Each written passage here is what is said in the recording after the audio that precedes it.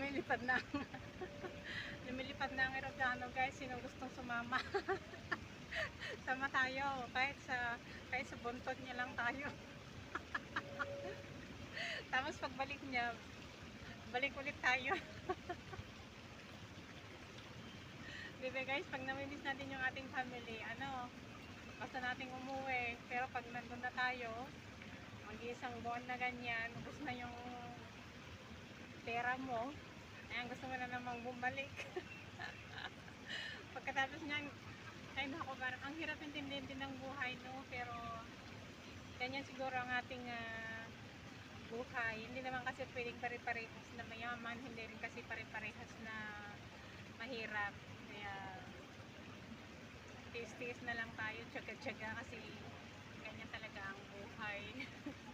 Pag nakakita tayo ng aeroplano, sasabihin natin, ay buti pa yan, saan kaya yan punta? Tapos ini-imagine mo na yun, nasasakay ka na sa loob ka ng aeroplano, pero kung nasa Pilipinas ka, pinapangarap mo na namang makabalik. Ganun ang buhay ng isang buhay ng OFW yung nakikipagsapalaran sa ibang bansa. Pero alam niyo guys, for 11 years here, hindi pa ako nakakita ng nakakita na ako ng 2 times. Pero helicopter na ako nakakita, hindi ako na laging nakakita. Yung nakakita lang ako ng helicopter kapag National Day.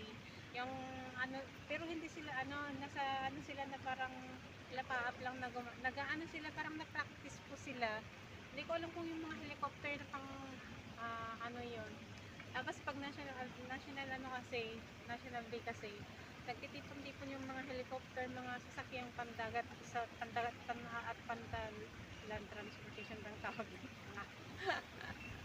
Yung mga chitlin, ganyan. Tapos mga ganyan sila, sa pagka national day guys. Pero hindi pa talaga yung pang samantalang nakakita ka. Hindi kagaya ba sa Pilipinas na pagkakon nung bata tayo kasi wala na tayo sa Pilipinas ng matagal na panahon eh. May makarinig ka, helicopter ang naririnig mo, hindi aeroplano yung nakikita mo sa taas. Helicopter talaga, wala akong aeroplano.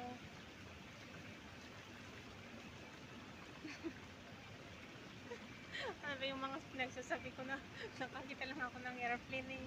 Ano na naman. Ganun lang, di ba? Ganun lang naman mga kananay. Kailangan kinakausap natin ang ating sarili.